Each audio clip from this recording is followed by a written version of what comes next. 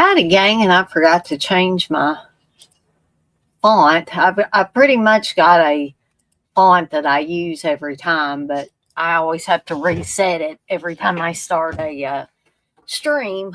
Um, but hey, Clifton, it's good to see you in here. Um, and Clifton, I wanted to thank you publicly for your post on Facebook.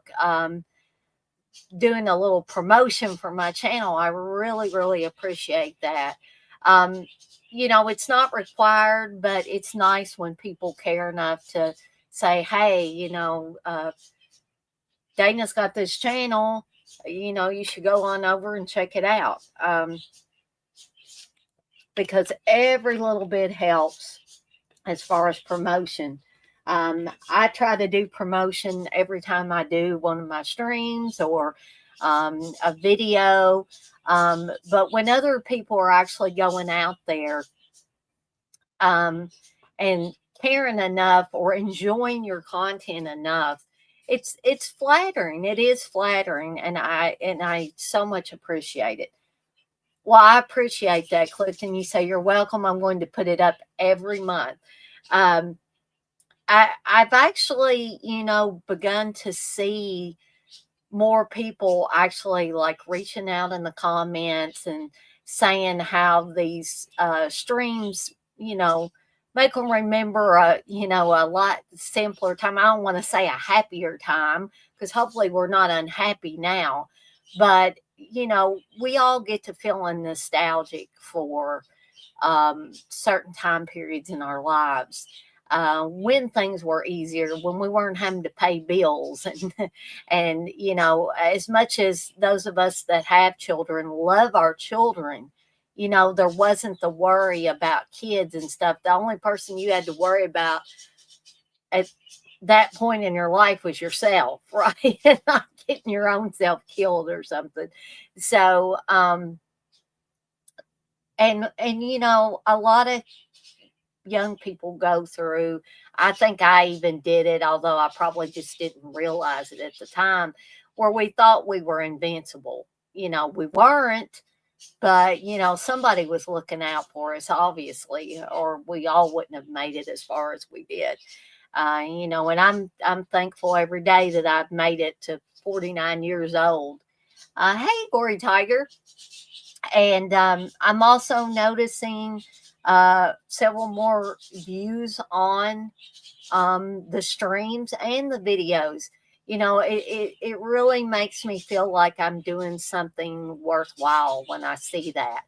Um, you know, I would like to have a ton of people in here for the streams and be interacting in the chat, but it's humbling and flattering to see that just because people can't come into every live and be here for every live, people are watching. And I just want to let you guys and gals know that I appreciate it, whether you're watching this live, whether you watch it on the replay. It means a whole lot to me. So, and you may see one of my basset hounds, Zoe, walking behind me. Hi, sweetheart. Sometimes I think she wants to be on these streams. Sometimes you will see my little bitty girl, Darcy, who, yes, she's named after Darcy, the male girl, Joe Bob's male girl. She's little enough that she can get in my lap, and sometimes she'll show up on these streams and stuff. But I want to get some housekeeping stuff out of the way. Hopefully, I don't drive everybody off before I actually get to these Goofs and Trivia for 1981's Halloween 2. If you're wanting to hear about Rob Zombie's Halloween 2, sorry, folks, you're in the wrong place because we're not going to be talking about that one. We are going to be talking eventually about 1981's Halloween 2, directed by Rick Rosenthal. But we've still got some stuff coming up to round out the week and into the weekend. Tomorrow night, starting at 9 p.m. Eastern Time, there's going to be another They're All Messed Up. I'm going to be talking about horror high and massage parlor murders. I don't know what I think about massage parlor murders, to be honest. I don't think I've ever seen it. Unless maybe Steve tells me, yeah, we saw it. Sometimes he will say that, and I just can't recall. But I have not seen Horror High either, so these potentially are going to be first watches for me. But I'm going to be talking about the kills of both of those films tomorrow night at 9 p.m. Eastern Time. Friday, I'm going to do something. I'm off that day because I have to work for a few hours on Saturday. So I have Friday off. I got to get groceries and things like that. But hopefully I can get something in the works and put it out for you guys and gals on Friday. Saturday, we've got a watch along coming up. I know it's been a little while since we had a watch along. The reason why it's so delayed and wasn't last weekend was because I did think that I was going to Horror Hound. Well, things change sometimes. And I didn't get to go to Horror Hound, or I chose not to go to Horror Hound in order to save money. I am planning on going to Scarefest in October, and hopefully I can get some footage at the Scarefest convention. It may only be on Saturday, but hey, I'll try my best to get as much footage from inside the convention as I can for you guys and gals. So Saturday's watch along is going to be for Cujo. It was actually voted in by you fine folks that actually voted in the poll.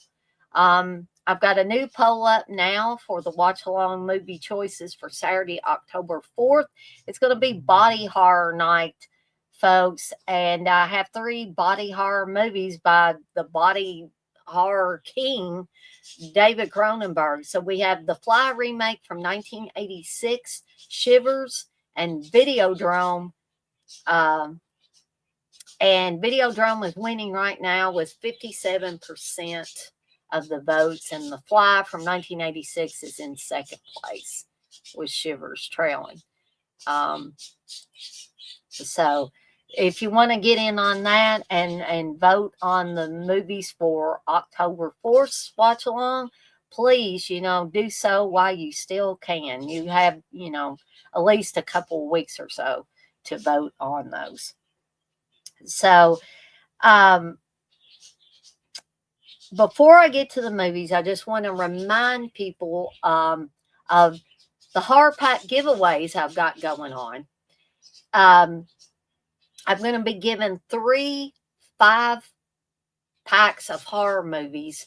They're not new movies, folks, but they're in really good shape and they play well. The only prerequisite is you got to be a new subscriber, okay? So if you want to get you 5 movies, they'll be after Halloween that you get them. You won't get them before Halloween because I'm running this contest from now, or this giveaway from now until October 31st, Halloween at 11:59 p.m. Eastern Time. November 1st, I will come live and I will do a drawing. Now, what you got to do is, one, you got to be a new subscriber. You got to subscribe from now until October 31st, 11:59 p.m. Eastern Time, okay? And you have to let me know what your screen name is or your channel handle, and that's got to be the same one that you subscribed under, okay, folks? And you can comment that under the video that I have for the Horror Pack giveaways, okay? And I'm going to put all of the names in a hat or a container. I really want to get, one of those plastic orange jack-o'-lanterns that the kids put their candy in to draw out of. I'm going to try my best to get one of those. But I'm going to come in live. I'm going to do the drawing. I'm going to pick 3 names out. And those 3 people will each win a 5-movie pack.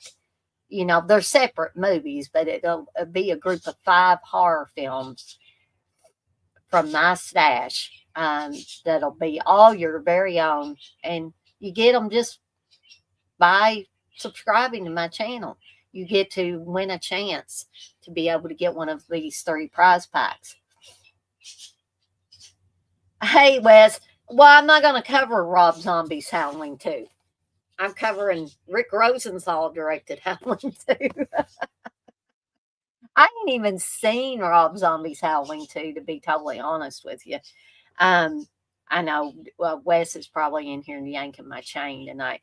Um, but um, that's a great segue into me letting you forgive me. Okay, that's good.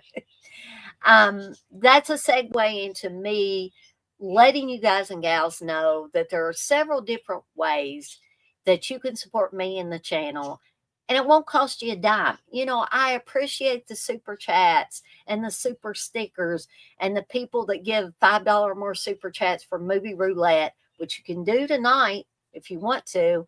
Um, by giving a $5 or more super chat, you can pick any movie of your choosing for me to watch and do a review of for the next movie roulette episode. Okay, so what's the things that don't cost you a dime? Because I know everybody is, and their mother is not made out of money, especially these days. So one is by subscribing to the channel. And now is a great time to subscribe because new subscribers get a chance to win one of those 3 movie packs. Okay. You can hit the notification bell so you don't miss any of the content that I've got coming out. You can hit the like button on any and all things that you particularly enjoy that are on my channel. And heck, if you like everything, hit that like button for everything. I appreciate it all. I wish I could say I was a Saudi billionaire or I had the money like a Saudi billionaire. X-Ray, you also say Rick Rosenstein's Howling 2 feels like a poltergeist situation. Too much of it feels like Carpenter uh, uh, did more than a few reshoots. And I'm sure he did. And in my research before I got on here, I discovered a lot of reshoots and things were done by Carpenter. Yes. Well, just don't tell me about it, Wes, and we'll just forget that you even said that. If you want to unsubscribe and resubscribe. Oh man, just don't tell too many people you do that. But anyway, one of the last ways that you can support me in the channel is by letting friends and family members know about my channel that you think would enjoy the content that I'm putting out. Okay. And my next milestone, and I know this might not seem like a big milestone to a lot of people, but it is to me, is I want to make it to at least 1,000 subscribers. And if we make it to 1,000 subscribers, me and Candace are going to do some really cool cosplay for you guys and gals. I'm going to be Cheryl from The Evil Dead, and Candace is going to be Mrs. Roper from Three's Company, and we'll probably do that on an upcoming episode of Friday Foolish. When and if I get to 1,000 subscribers, I'm just a few away, folks. I think I'm about 18 away from hitting that 1,000 subscriber mark. So, if you want to see us do that really cool cosplay, plus, you know, if you've been on the fence about subscribing, now is the time to subscribe with me giving away these movie packs. All right. So, with all that out of the way, we're going to get to these goofs and this trivia for Halloween 2 from 1981. Not Rob Zombie's Halloween 2, but Rick Rosenthal directed, with John Carpenter doing a lot of the reshoots, Halloween 2. Okay. Now, I discovered when I was doing my research, I'll just flat out tell y'all before we get started, that there was a lot of information. And so this might be one that I divide up into 2 parts, just like I owe you guys and gals a second part to the Evil Dead stuff. Okay. And because there was so much information and a lot of it compares scenes that were shown again in Halloween 2 from the first Halloween, and they're kind of comparisons. What I would suggest you do, if you've never seen Halloween 2 from 1981, watch it first, because some of this stuff is going to be spoilers. I'll tell you that too in advance, so I don't potentially ruin anything for anybody. But I figure a 1981 film, if you wanted to watch it, you probably have already seen it, but I don't want to, just assume something, because we know what happens when we assume things. So, word of warning that there's going to be some spoilers in here in the middle of these Goofs and Trivia. And also, what I would suggest is, for those that are in here listening to me talk about this stuff, why don't you try putting on the movie a little later? Have me replaying replay me talking about these different goofs and the trivia, and see if you can pull this stuff out. Okay. You're probably right, X-Ray. You say, I think everyone watching has seen it more than Blood Diner, Danger. Probably so. I wouldn't doubt it. Even though I have immense fun with Blood Diner, I'm sure there's more people that have seen Halloween 2 than Blood Diner. All right, so let's go ahead and get started. I've even got my physical copy of the 4K from Screen Factory for Halloween 2. So, no, Uncle Bill, we're talking about 1981's Halloween 2, not Rob Zombie's Halloween 2. Oh, see, there, I'll show you the physical copy I've got of it.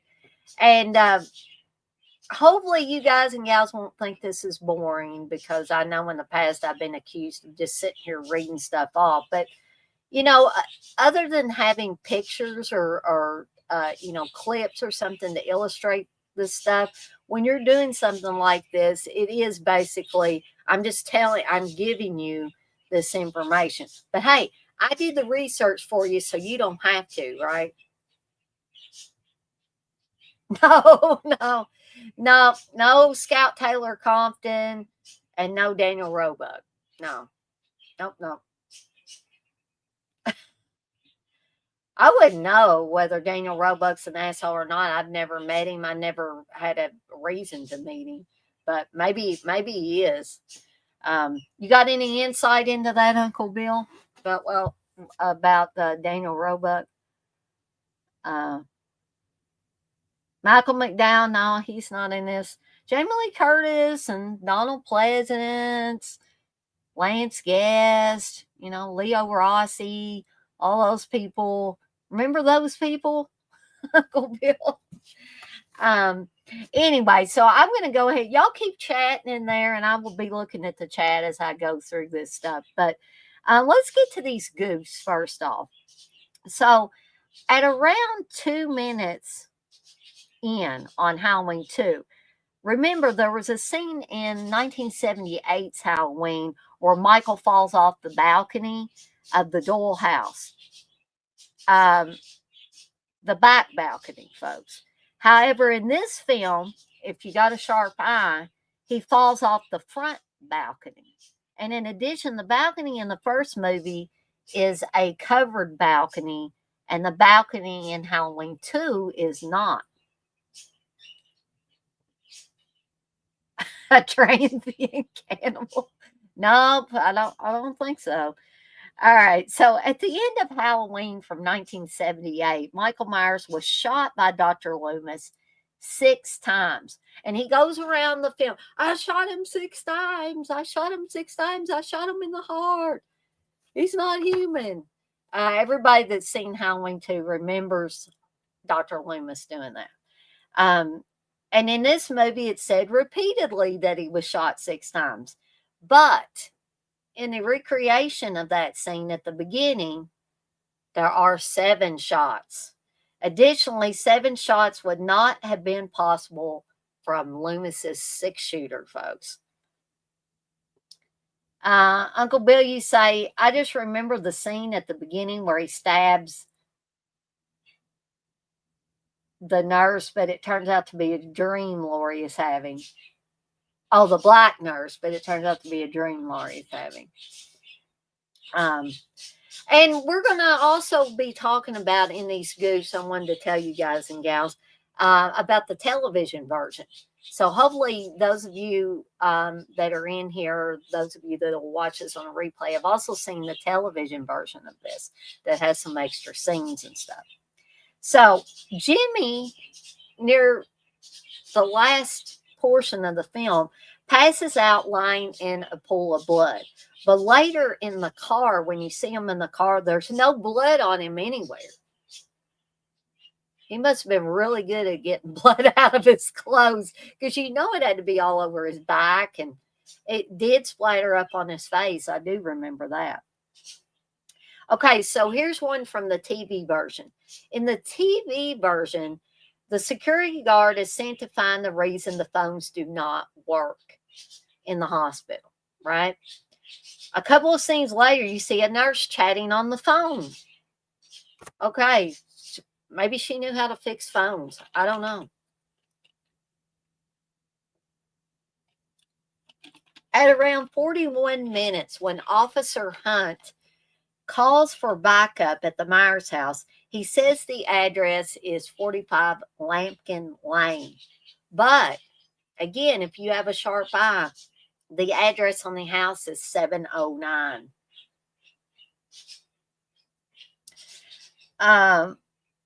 After Ben Tramer gets hit by the patrol car and is slammed into a parked van, his body slumps over when everything catches on fire, right?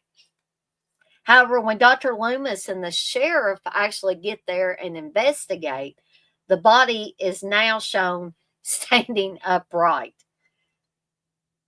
Okay, at around 31 minutes, when Nurse Karen is shown for the first time, her in her nurse's uniform, her belt is a dark tan. Subsequent shots of her in the uniform show a white belt. So somebody in wardrobe got mixed up, I guess. Okay, so it's supposed to be a continuation of the same night from Halloween 1978. Yet the landscaping for the Wallace and the Dole houses has changed considerably. Why? Because it's 1981, folks. Also, the jack-o'-lantern on the front porch of the Dole house has changed completely. So those of you with a sharp eye will definitely see that. I always thought this one was funny. Loomis does not recognize Marion Chambers, even though they had seen each other the night before, if this is supposed to be the original timeline. Also, Marion's hair is also noticeably longer in this movie than in the first movie. Okay. And you'll remember that Marion Chambers was the nurse who was driving the car when her and Dr. Loomis went to the sanitarium, Smiths Grove Sanitarium, and found all the patients out in the yard. And then Michael Myers jumps on the car and tries to attack Marion. Okay, so everybody knows who Marion is, right? In case you didn't know.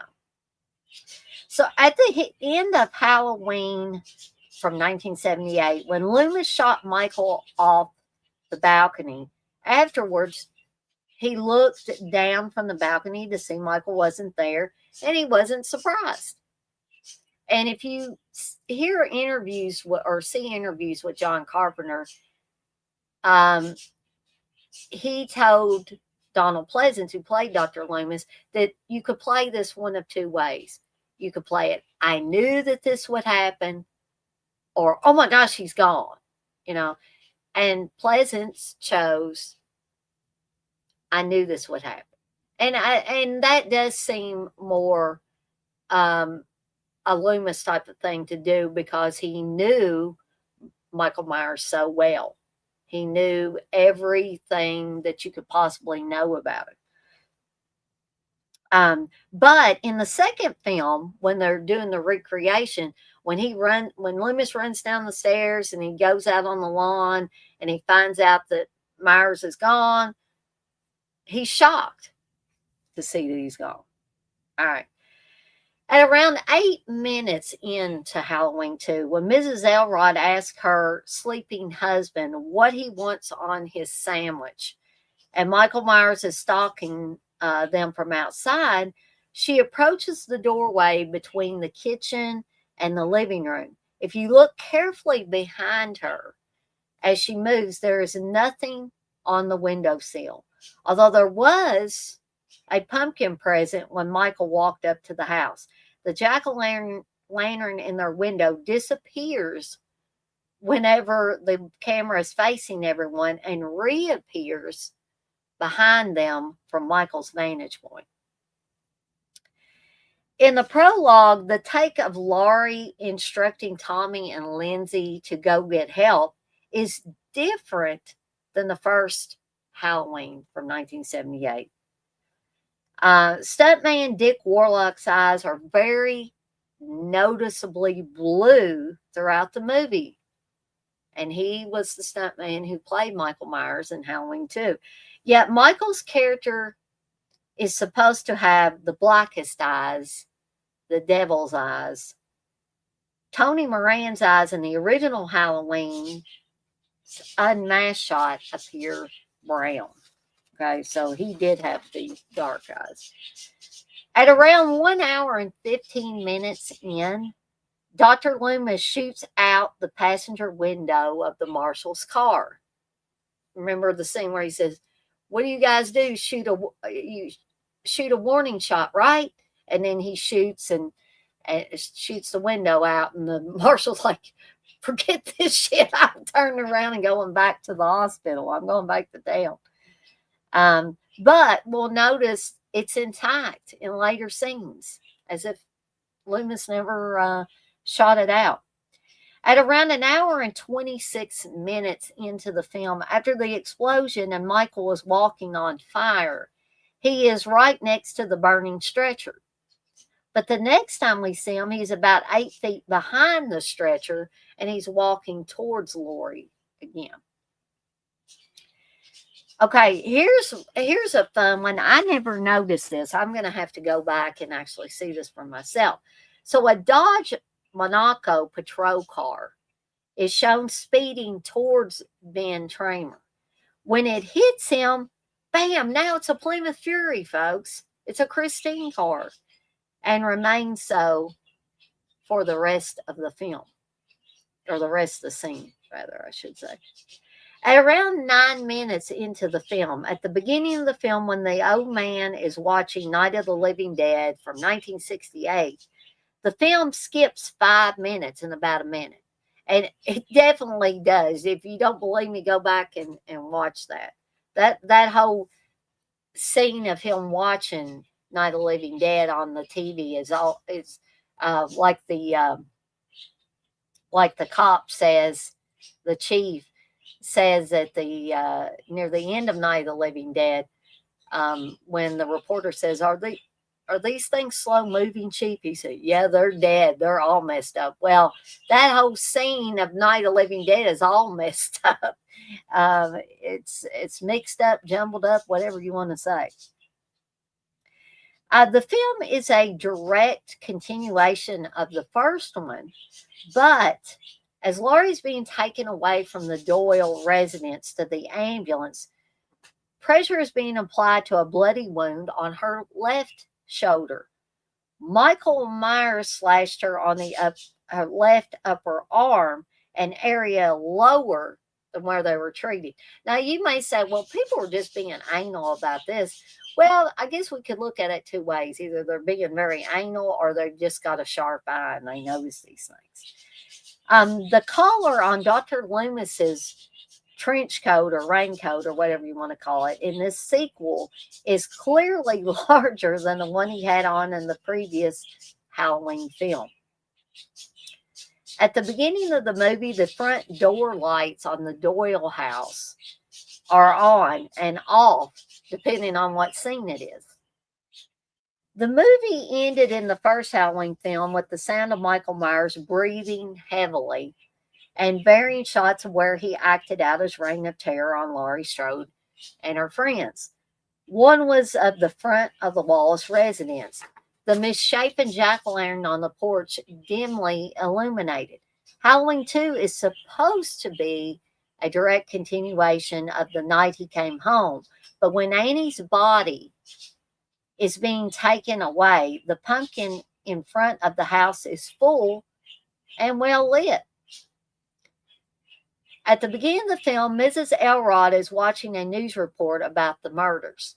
This takes place in front of the well lit Wallace house with Pumpkin on the porch. Later, Laurie's being placed in the ambulance. If one looks carefully to the left of the screen, one can see that the Wallace house is dark, void of reporters, and there is no Pumpkin on the porch. Here's where the wardrobe people messed up again. In the previous Halloween, taking place a few hours before this film supposedly begins, Laurie was wearing denim bell bottoms. While she's being administered to the hospital, she's just now wearing tight blue jeans. No bell bottoms. Shame, shame, wardrobe people.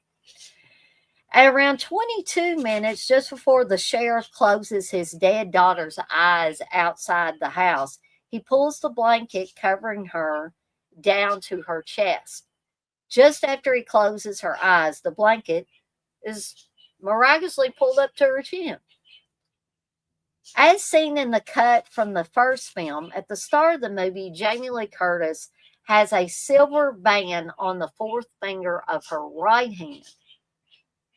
In the scene where she is being treated upon arrival at the hospital, the ring is now on the fourth finger of her left hand. At around 50 minutes, when Bud, Leo Rossi's character, goes to check on how hot the water is, because remember, Nurse Karen says it's too hot in here now, Bud. He rubs condensation off the gauges, but there wasn't anything on them to begin with. So what in the heck is he rubbing off of them? At around 18 minutes, Brackett closes his door as he runs after Loomis in the street. When he's trying to stop him from shooting Ben Tramer, the door is now open in the background. Maybe he had to go back and do something. I don't know.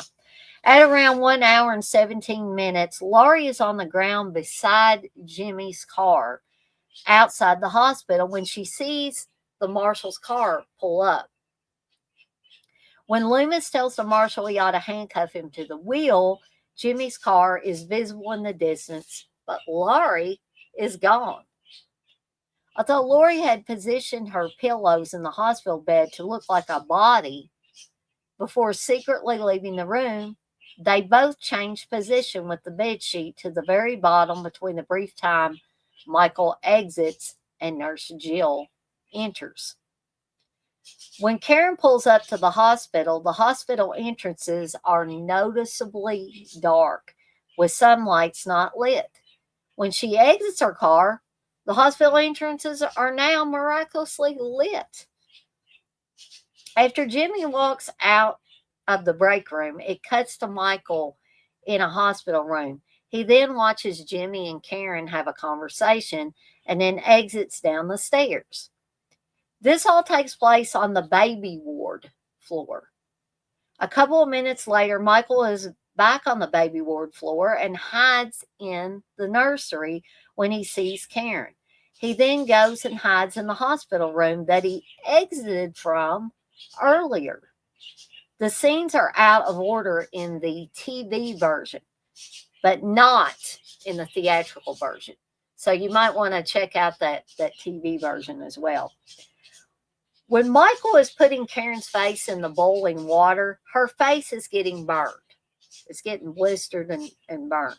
But Michael's hands are not getting burned, and Michael does not seem to have any reflex on the heat. You know, it doesn't bother him. He just keeps plunging her head and his hand down into the water.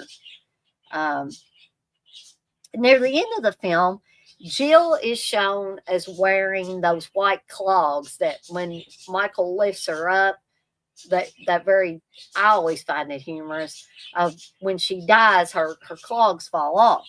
But in her first scene, when Laurie is admitted to the hospital, she's wearing white sneakers. Maybe she had some clogs in her locker at work. I don't know, and she just decided to change. When Sheriff Brackett went to confirm that one of the victims at the Wallace residence was his daughter Annie, the digital watch on his wrist said 12:33 a.m.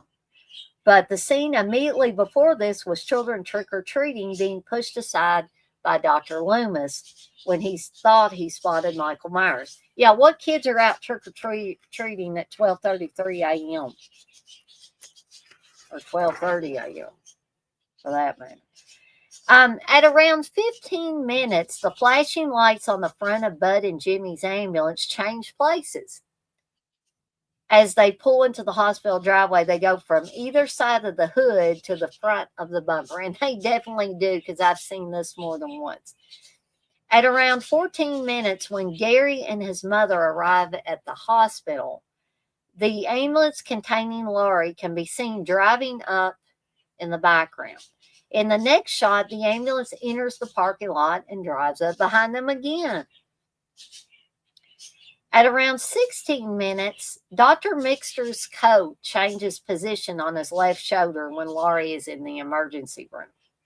All right, so we've got some factual errors as well, folks. The elevator should have never taken Laurie from the basement to the first floor because she didn't make a selection upon entering.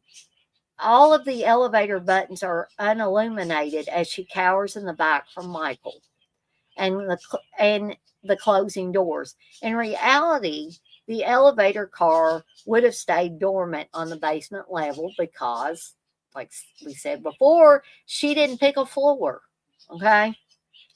At around 1 hour and 12 minutes, when Michael corners Laurie in the elevator, the door slams on his hand and keeps closing. Elevators have rubber guards that cause the door to open again if someone's hand would get caught in the closing. But I can tell you guys and gals, and maybe Uncle Bill remembers this because he was there too. At one of the conventions we were all at, I think I started to get in the elevator where everybody else was, and the elevator doors pretty much closed on me. I had to just kind of hurry up and jump in there. So, they may or may not be correct, depending on the elevator. Uncle Bill, if you're in here, do you remember that? I remember people laughing, and I had to laugh too because it was pretty funny. Nurse Jill's name tag has RN after her name, which stands for registered nurse. Registered nurses have black stripes on the cap, like Nurse Alvis. Nurse Jill's cap does not have any black stripes, indicating she is in fact a licensed practical nurse and not a registered nurse. At around 52 minutes, water at 125 degrees Fahrenheit is not hot enough to scald a body. I wouldn't want to test that. Minimal effects usually start about 140 degrees. At around an hour and 21 minutes in, Marion calls for help on the police car's two-way radio, then listens to a reply without letting go of the talk button on the radio's microphone. You can't listen and receive anything on the radio while the button on the mic is pressed. Despite taking place in the same night, the decals on Sheriff Brackett's car have noticeably changed since the previous film.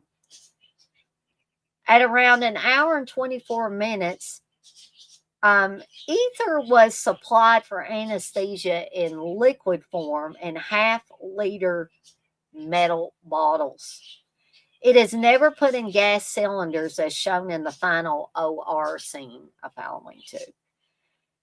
At around 1 hour and 30 minutes, the end credits of Night of the Living Dead was Copyright 1968, image 10, not 1978, which was the Italian production year of its first sequel, Dawn of the Dead.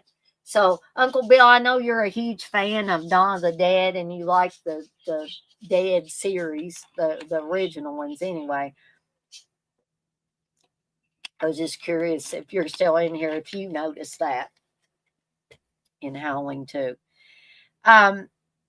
Dr. Loomis mispronounced the word Samhain as Sam Hain, which is how it looks like it would be pronounced.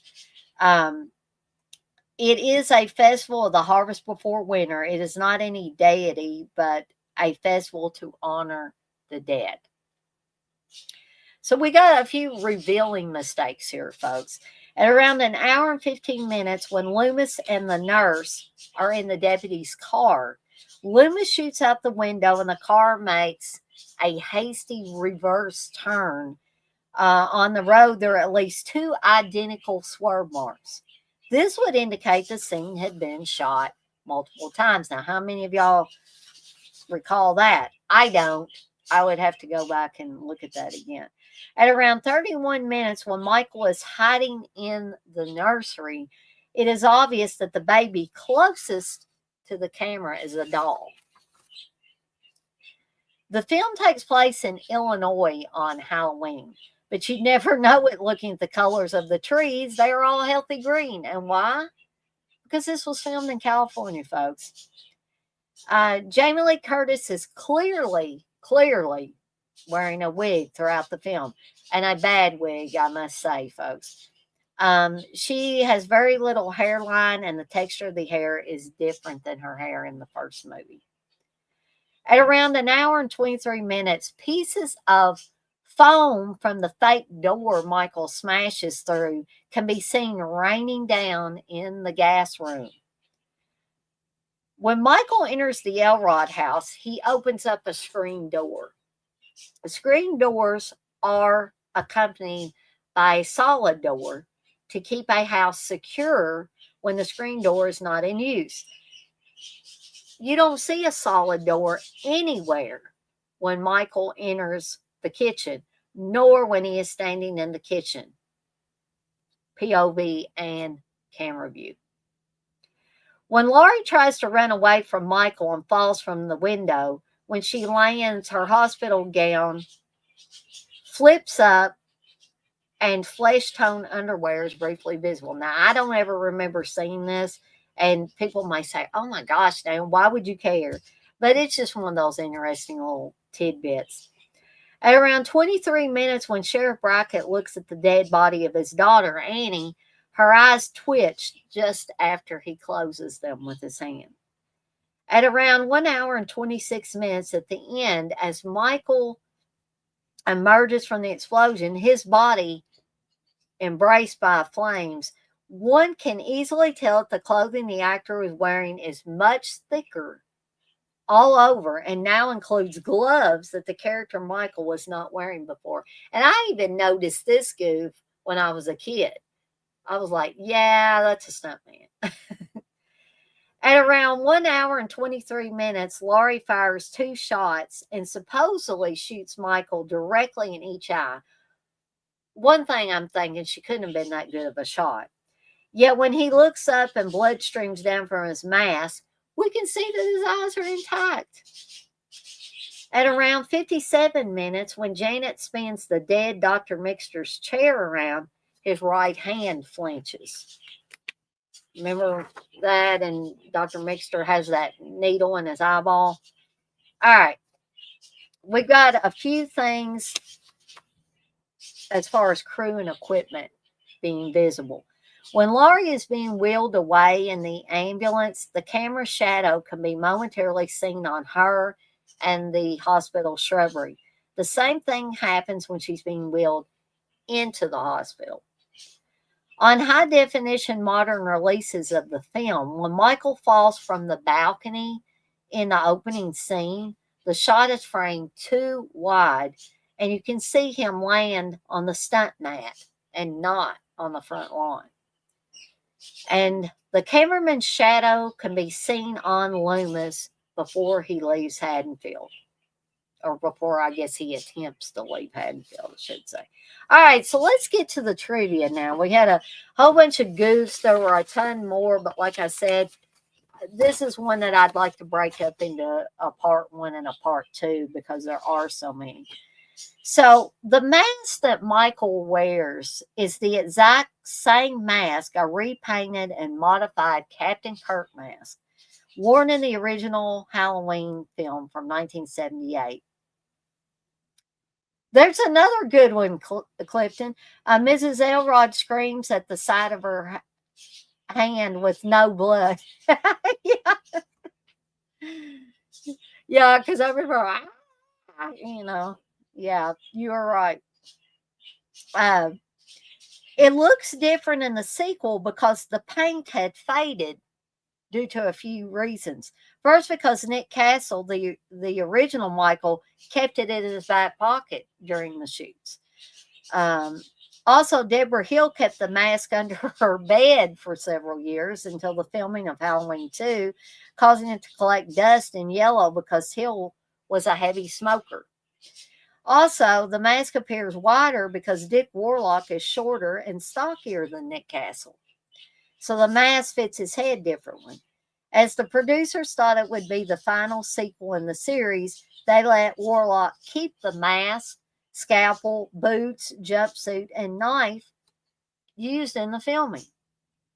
When they decided to revive Michael in Halloween 4, the producers realized they had made a mistake and never again gave props out to the cast and crew.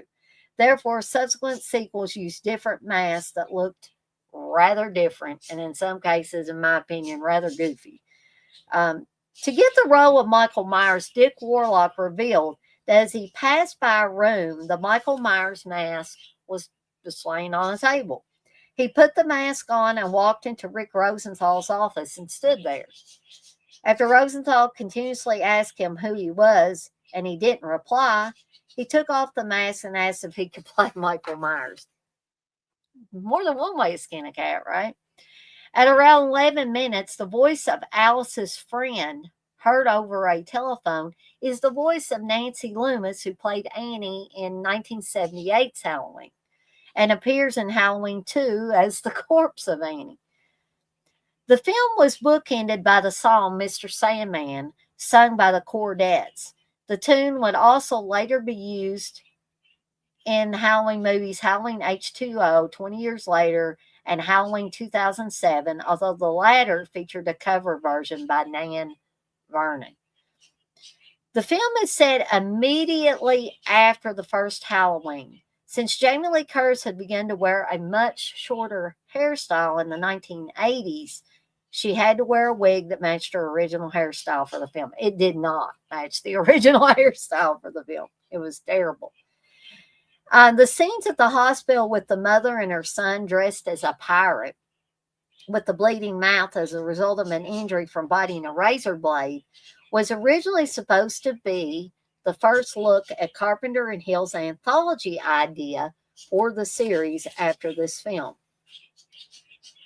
Producer and writer John Carpenter didn't like director Rick Rosenthal's first version of the film, believing it to be as scary as an episode of Quincy M.E. from 1976. A re-edit was done, but Carpenter still found it too tame. So he took over the editing process and sped up the action. He also shot a few gory scenes that were added into the film despite Rosenthal's objections. This annoyed Rosenthal because he had wanted the sequel to emulate the way the original had and avoid explicit violence and gore in favor of well-crafted suspense and terror. In fact, Carpenter had intended for Halloween 2 to do just that, but the success of the new wave of slasher films in 1979 and 1980 made him afraid that a film which was scary and R-rated but lacked bloodshed and nudity would do poorly at the box office, and it probably would have, leading to the extra graphic material inclusions.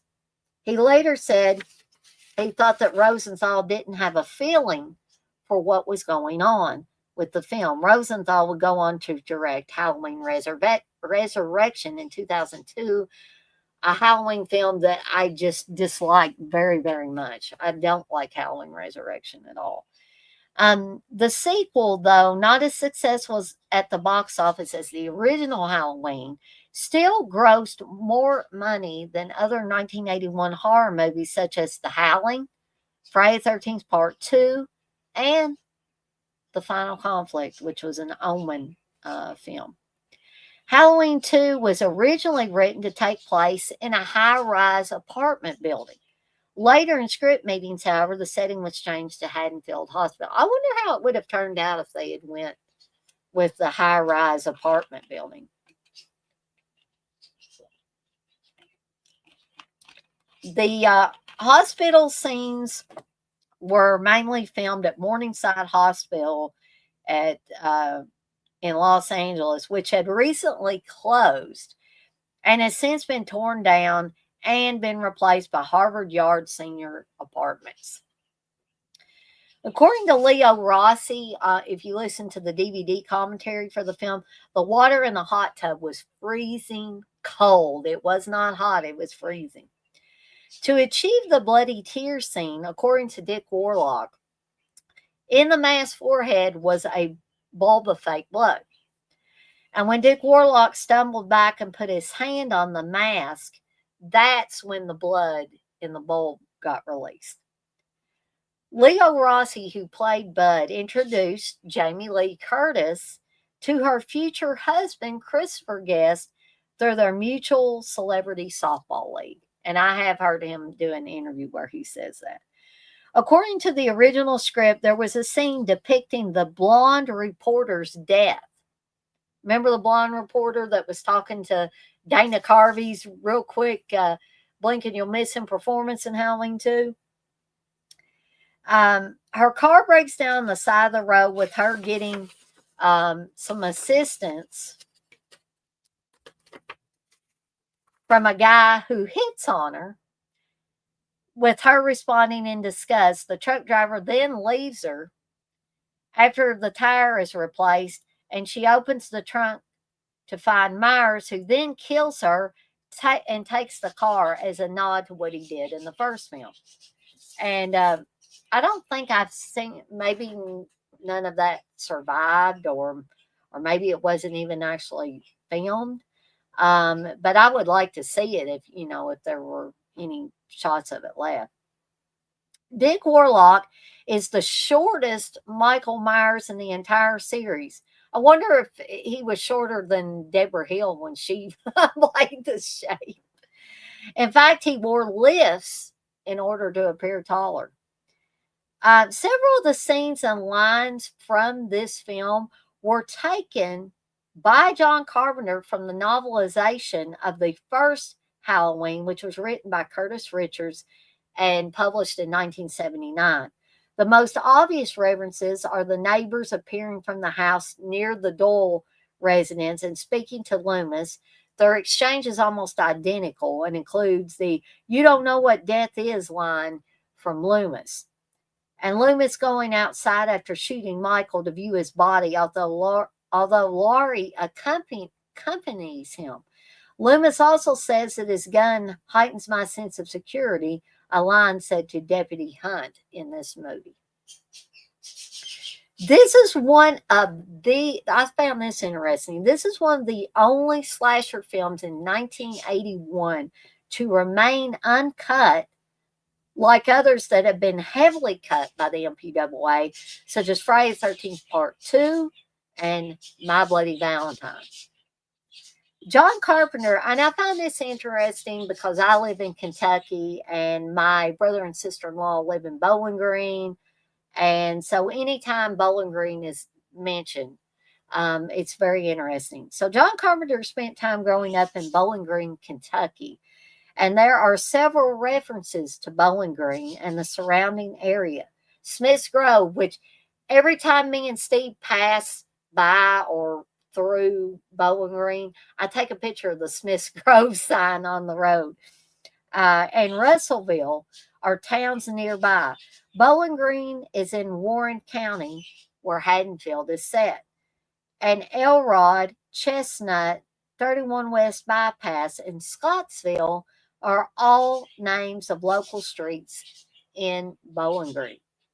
Additionally, someone in the film makes a reference to the Lost River Drive-In, which was a real drive-in theater in Bowling Green.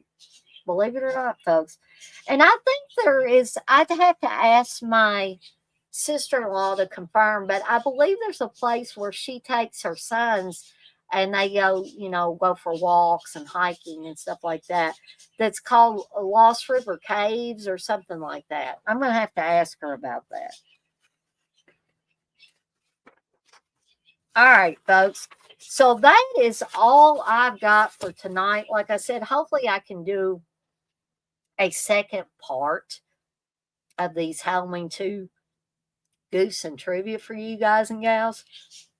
But I love the interaction with Clifton and Uncle Bill and X-Ray and Wes and Gory Tiger. Thank you guys for coming in here and keeping me company as I went through these Goofs and Trivia from Halloween 2. Be sure to tune in tomorrow night at 9 p.m. Eastern Time, where I'm going to be doing another They're All Messed Up and talking about the kills in Horror High and Massage Parlor Murders. It's going to be fun. Also, I've got coming up this weekend, I'm going to have something on Friday. Be on the lookout for that. I don't know what it's going to be just yet, but something will hopefully be in the works. Saturday, starting at 7 p.m. Eastern Time, will be a watch along for Cujo.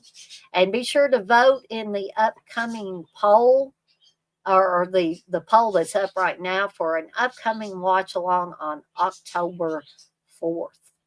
All right. Well, I guess that is it for me for tonight.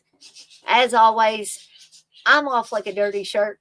This shirt ain't dirty, but I'm off like one. And I want to remind everybody, as I always do before I get off of here for the night, to be kind to one another and blaze that trail. Have a fantastic rest of your Wednesday night, folks. Get out there, blast some Aussie, and try your best to live the Aussie way. And what do I mean by that when I say that? Don't stay stuck in the past, folks. Live your life in the present, move forward into the future, and never, ever give up on your dreams. I love each and every one of you guys and gals, and I'll see everybody next time. Good night, Clifton.